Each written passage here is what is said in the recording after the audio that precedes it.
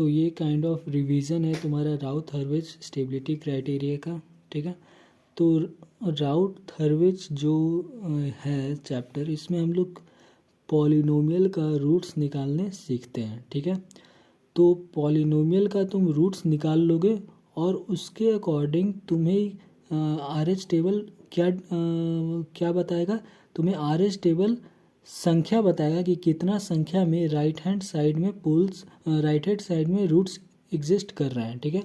तो RH table जो है वो राइट हैंड साइड रूट्स की जानकारी देता है कि कितना रूट्स है, ठीक है। वैल्यू नहीं बताता है, कितना संख्या में है वो तुम्हें जानकारी देता है, ठीक है। तो स्टेबिलिटी का क्राइटेरिया क्या होता है कि लेफ्ट हैंड साइड में अगर सारा रूट्स है तो स्टेबल है, अदरवाइज नहीं है। तो इससे तुम स्टेबिलिटी का पता कर लोगे, ठीक है, कि अगर आरएच टेबल में साइन चेंज हुआ है इसका मतलब राइट साइड में पोल्स है, इसका मतलब सिस्टम अनस्टेबल है, ठीक है। अब बात आता है कि इसको सिस्टम से कैसे रिलेट करेंगे। तो देखो ट्रांसफर फंक्शन में न्यूमरेटर अपॉन डिनोमिनेटर होता है और ट्रांसफर फंक्शन का स्टेबिलिटी तुम्हारा डिनोमिनेटर से हमें मिलता है। और डिनोमिनेटर होता क्या है, तो वो बेसिकली एक पॉलिनोमियल इक्वेशन ही तो होता है, फर्स्ट ऑर्डर या सेकंड ऑर्डर, जो हम लोग चैप्टर 1-2 में पढ़े हैं, फर्स्ट ऑर्डर या सेकंड ऑर्डर। लेकिन इसीलिए तुम राउथ जो है वो सिंपल पॉलिनोमियल का स्टेबिलिटी बताता है, ठीक है। तो ये समझ गए। अब इसमें नेक्स्ट कॉन्सेप्ट आता है ROG का, ठीक है। तो ROG मतलब रो ऑफ जीरो, मतलब राउथ टेबल जब तुम पॉलिनोमियल का बनाओगे तो कोई एक ऐसा रो आएगा जिसमें सारा वैल्यू जीरो आ गया, तब क्या करें।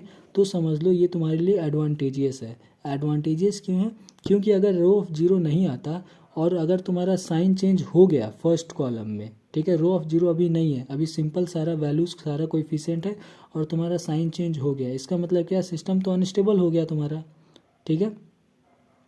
क्योंकि मान लो वो पॉलिनोमियल तुम्हारा डिनोमिनेटर का होता तो वो सारा पोल्स तुम्हारे राइट हैंड साइड में आ गया तो सिस्टम अनस्टेबल हो गया, ठीक है। लेकिन अब तुम्हारा ROG क्वेश्चन में आ गया, ठीक है, कि कोई एक स्पेसिफिक, ठीक है, रो ऑफ जीरो तुम्हारा आ गया। तो अब रो ऑफ जीरो का मतलब क्या है, रो ऑफ जीरो का मतलब ये है कि roots of that polynomial is now existing and these roots are symmetrical about origin, ठीक है।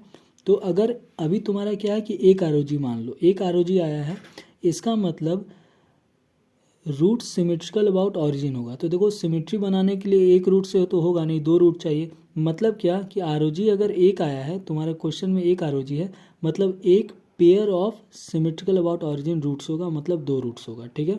अब यही अगर तुम्हारा पॉलिनोमियल मान लो ट्रांसफर फंक्शन का डिनोमिनेटर का है, मतलब कैरेक्टरिस्टिक इक्वेशन का, तो इसका मतलब क्या हुआ कि दो पोल ऐसे हैं जो कि सिमेट्रिकल अबाउट ऑरिजिन है, ठीक है। फ़र्क नहीं पड़ता कि वो रियल एक्सिस पे है, इमेजनरी पे है, कम्प्लेक्स कहीं पे भी हो सकता है सिमेट्रिकल अबाउट ऑरिजिन, ठीक है। तो ROG का ROG अगर हुआ है इसका मतलब तुम एडवांटेज में हो, इसका मतलब कि सिस्टम स्टेबल हो सकता है, प्रोबेबिलिटी है कि सिस्टम स्टेबल हो जाए, ठीक है। तो अब नेक्स्ट बात आता है कि ठीक है ROG होने से रूट्स आ गया जो कि सिमेट्रिकल अबाउट ऑरिजिन है। अब हमें इस रूट्स का वैल्यू चाहिए, तभी तो बता पाएंगे कि सिस्टम स्टेबल है या अनस्टेबल है। तो उसका तरीका क्या होता है कि ऑक्सिलरी इक्वेशन हमें रूट्स की वैल्यू पता करने में मदद करता है, ठीक है। तो ऑक्सिलरी इक्वेशन क्या होता है, तो जो ROG हुआ है, जो रो जीरो हुआ है उसके जस्ट ऊपर वाले रो को हम लोग बोलते हैं ऑक्सिलरी इक्वेशन, ठीक है। तो कोएफिशिएंट की मदद से तुम इक्वेशन फ्रेम करोगे, ठीक है, और उस इक्वेशन को डिफ्रेंशिएट कर दोगे तो जो कोएफिशिएंट मिलेगा वो तुम्हारा रो ऑफ जीरो बन जाता है, ठीक है। अब आता है कि रो ऑफ जीरो से हम रूट्स की वैल्यू कैसे पता करें, ठीक है। तो रो ऑफ जीरो जो हुआ, जो ऑक्सिलरी इक्वेशन हुआ उसको हम क्या करोगे, जीरो से इक्वेट कर दो, जीरो से इक्वेट कर दोगे तो तुम्हें रूट्स की जानकारी मिल जाएगी, ठीक है। और दूसरा काम क्या करना है कि ऑक्सिलरी इक्वेशन से मेन इक्वेशन को डिवाइड कर देना है।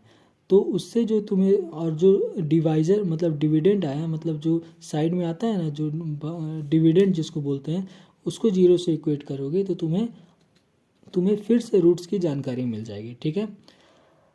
तो ये तरीका होता है कि अगर ROG हुआ है तो रूट्स के एग्जैक्ट वैल्यू हम लोग कैसे निकालें, ठीक है। तो देखो ये एडवांटेजेस कैसे हैं कि RH टेबल तो तुमको सिर्फ और सिर्फ संख्या बताया था कि इतना पोल्स तुम्हारा राइट हैंड साइड में है, लेकिन जब ROG हुआ तो ऑक्सिलरी इक्वेशन की मदद से तुम एग्जैक्ट रूट्स की वैल्यू फाइंड कर लिए, ठीक है। तो ये काइंड ऑफ तुम्हें आंसर देने में और सपोर्ट ही करेगा कि अच्छा सिस्टम स्टेबल है और उसका रूट्स यहाँ पे है, ठीक है। अब तुम्हारा नेक्स्ट बात आता है कि अगर 2 ROG हुआ तब क्या होगा, ठीक है।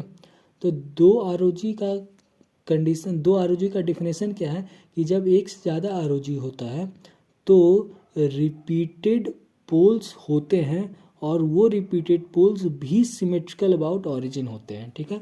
अब ये जो रिपीटेड पोल्स है ये तुम्हारा कहीं पे भी हो सकता है, रियल एक्सिस, इमेजिनरी, कहीं पे भी, ठीक है। तो मान लो रियल पे हो गया तो रियल पे रिपीटेड पोल होगा। अब देखो रिपीटेड पोल और सिमेट्रिकल अबाउट ऑरिजिन, इसका मतलब क्या हो गया कि 2 pair of symmetrical about origin poles होंगे, इसका मतलब टोटल 4, मतलब एक ROG तुम्हें 2 रूट्स देगा ही देगा कंफर्म। अब चाहे वो लेफ्ट में हो एक राइट में हो, फ़र्क नहीं पड़ता। उसी तरह से अगर एक इक्वेशन में 2 ROG आ गया इसका मतलब तुम्हें टोटल 4 पोल मिलेंगे, ठीक है। अब वो चारों कहीं पे भी हो सकते हैं, लेफ्ट राइट कहीं पे भी, ठीक है। तो वो तुम्हें जब तुम ऑक्सिलरी इक्वेशन यूज़ करके जब वैल्यूज़ फाइंड आउट करेंगे तब तुम्हें पता चलेगा कि वो चारों पोल्स एक्चुअली में कहाँ है और सिस्टम स्टेबल है या अनस्टेबल, ठीक है। अब नेक्स्ट ROG का कॉन्सेप्ट क्या आता है कि अगर तुम्हारा रिपीटेड पोल्स हैं इमेजिनरी एक्सिस पे, या फिर तो उसे ऐसे समझो कोई भी पॉलिनोमियल का रूट्स है रिपीटेड ऑन इमेजिनरी एक्सिस तो सिस्टम अनस्टेबल होता है, ठीक है। ये बहुत सारा पॉइंट में से एक इम्पॉर्टेंट पॉइंट था इसलिए मैंने समराइज कर दिया, ठीक है। अब इसके बाद नेक्स्ट आता है ऑक्सिलरी इक्वेशन के कॉन्सेप्ट का, ठीक है, कि ऑक्सिलरी इक्वेशन के नीचे कितना साइन चेंज हुआ है उससे हम क्या पता करें, ठीक है। तो देखो ऑक्सिलरी इक्वेशन के नीचे कितना साइन चेंज हुआ है, ये जो चीज़ है ये हमें किस चीज़ की जानकारी देगा कि सिमेट्रिकल अबाउट ऑरिजिन वाला जो कॉन्सेप्ट है उसमें कौन सा पोल है जो कि सिमेट्रिकल अबाउट ऑरिजिन कर रहा है। जैसे लेफ्ट का पोल राइट के साथ सिमेट्री बना रहा है या इमेजिनरी एक्सिस पे सिमेट्री कर रहा है, ये चीज़ जानकारी देता है, ठीक है। तो अब आते हैं कॉन्सेप्ट पे। अगर ऑक्सिलरी इक्वेशन के नीचे एक साइन चेंज हुआ है, RS टेबल में देखोगे ऑक्सिलरी इक्वेशन के नीचे अगर एक साइन चेंज है इसका मतलब क्या हुआ कि जो सिमेट्रिकल अबाउट ऑरिजिन में जो पोल्स हिस्सा ले रहे हैं वो लेफ्ट और राइट वाले पोल हैं जो कि सिमेट्रिकल अबाउट ऑरिजिन बना रहे हैं, ठीक है। अगर ऑक्सिलरी इक्वेशन के नीचे कोई भी साइन चेंज नहीं है इसका मतलब सिमेट्रिकल अबाउट ऑरिजिन वाला तुम्हारा इमेजिनरी एक्सिस वाला पोल है जो कि सिमेट्रिकल अबाउट ऑरिजिन बना रहा है, ठीक है। अगर ऑक्सिलरी इक्वेशन के नीचे 2 साइन चेंज है इसका मतलब क्या हुआ कि तुम्हारा जो सिमेट्रिकल अबाउट ऑरिजिन वाला जो चीज़ हो रहा है उसमें